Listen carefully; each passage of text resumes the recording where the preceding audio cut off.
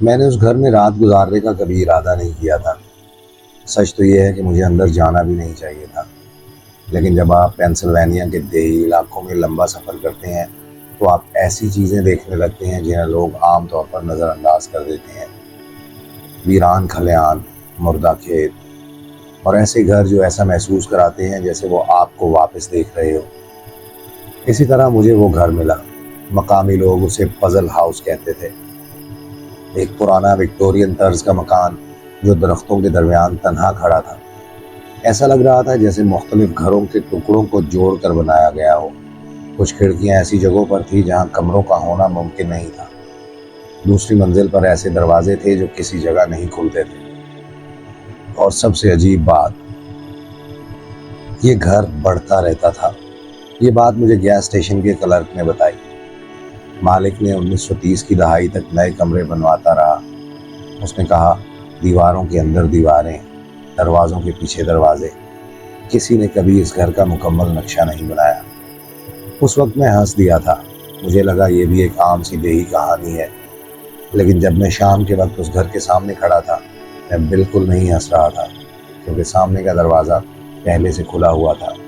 ٹوٹا ہوا نہیں، زبردستی نہیں کھولا گیا تھا، بس تھوڑا سا کھلا ہوا، جیسے کوئی میرا انتظار کر رہا ہو۔ اندر کی ہوا میں پرانی لکڑی اور گرد کی بو تھی۔ میری ٹارچ کی روشنی ایک لمبی راہداری پر پڑی جو عجیب طرح سے مڑتی محسوس ہو رہی تھی۔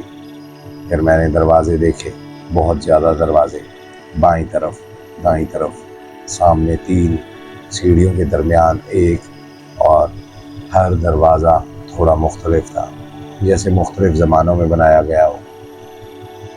اور سیڑھیوں کے پاس دیوار پر کسی نے لکڑی میں ایک جملہ کھود رکھا تھا۔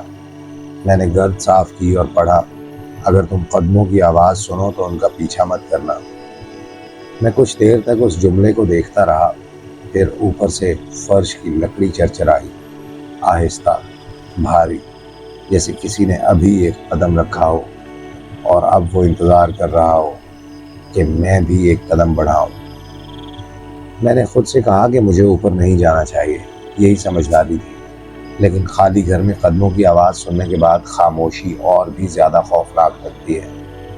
تقریباً 1 منٹ تک میں سیڑھیوں کو گھورتا رہا، کوئی حرکت نہیں، کوئی آواز نہیں، صرف پرانا گھر جو آہستہ آہستہ سانس لیتا محسوس ہو رہا تھا۔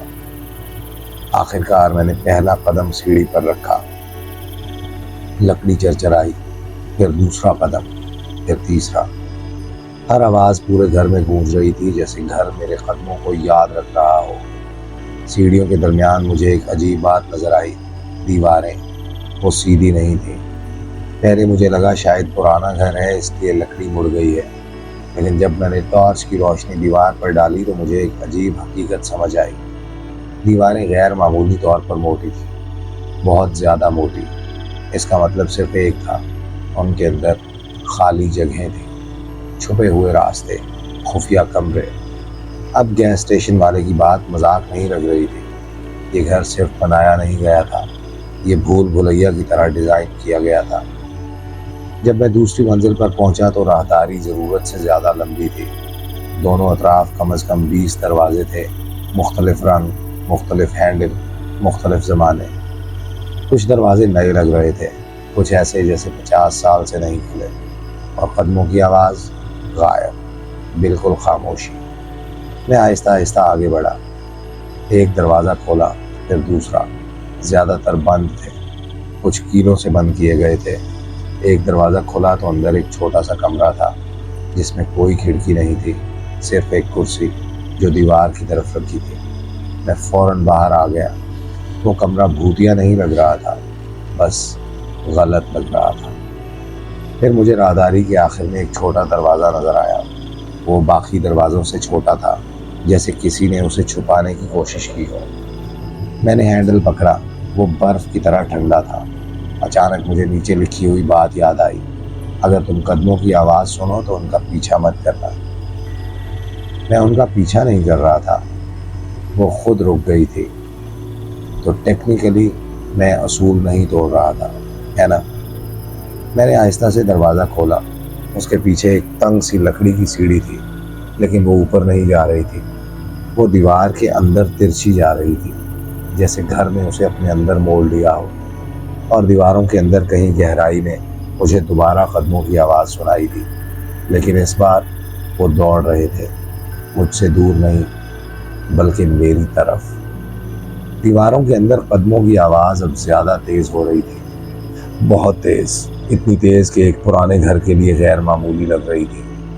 ایک لمحے کے لیے میرا جسم بالکل ساکت ہو گیا، میرا دماغ چیخ رہا تھا کہ میں فوراً نیچے بھاگوں اور اس گھر کو اسی طرح چھوڑ دوں جیسے ملا تھا، لیکن آواز رک نہیں رہی تھی۔ دیواروں کے اندر، گھر کے اندر ہی میں نے اپنی ٹارچ اس چھوٹی سی سیڑھی کی طرف کی جو دروازے کے پیچھے چھپی ہوئی تھی۔ وہاں کی لکڑی باقی گھر سے نئی لگ رہی تھی، جیسے کوئی اس راستے کو بعد میں بھی استعمال کرتا رہا ہو۔ اچانک قدموں کی آواز رک گئی، بالکل اس دیوار کے دوسری طرف جہاں میں کھڑا تھا۔ خاموشی۔ پھر اچانک کچھ ایسا ہوا جس سے میری ریڑھ کی ہڈی میں سردی دوڑ گئی۔ ایک دستک، 3 آہستہ دستکیں، دروازے پر نہیں، دیوار کے اندر سے۔ میں نے سانس بھی نہیں لیا، میں بالکل ساکت کھڑا رہا۔ پھر ایک اور دستک آئی، اس بار نیچے سے، جیسے دیوار کے اندر موجود کوئی چیز میرے قریب آ رہی ہو۔